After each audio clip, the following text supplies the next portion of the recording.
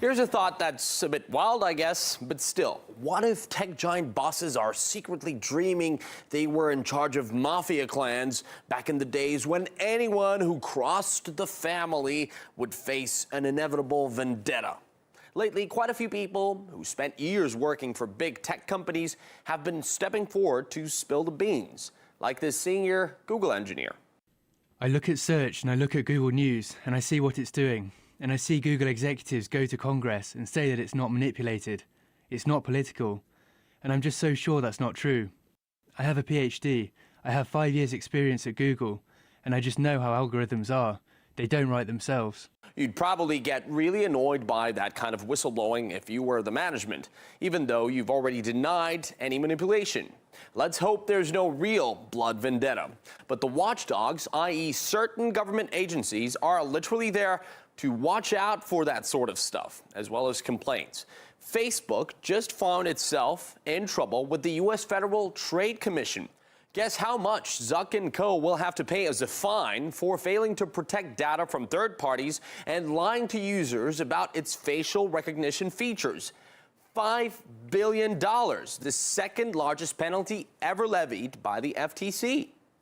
The size of the $5 billion penalty, as well as the percentage of profits it represents, will provide significant deterrence not just to Facebook, but to every other company that collects or uses consumer data.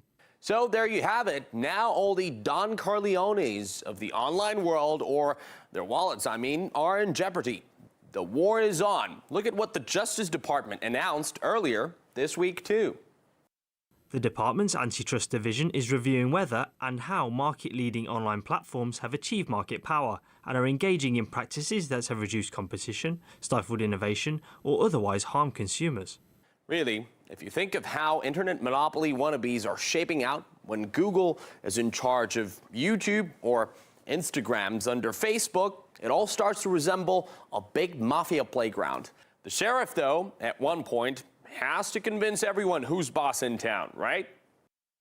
Unwarranted, concentrated economic power in the hands of a few is dangerous to democracy, especially when digital platforms control content. The era of self-regulation is over. Who would have thought only a decade ago nightmares of being followed by a mafioso would even be able to bring the elephant and the donkey teams together? Right-wing populists and left-wing populists have joined together under Chairman Cicilline's leadership to attempt to change the way that consumers interface with major technology platforms. And in a committee that so often sees division, it's nice to be working together towards such an important goal, and it truly is historic that we are working together. It looks like the movie's dramatic climax is somewhere close, but will it get good reviews or likes afterwards? We'll see.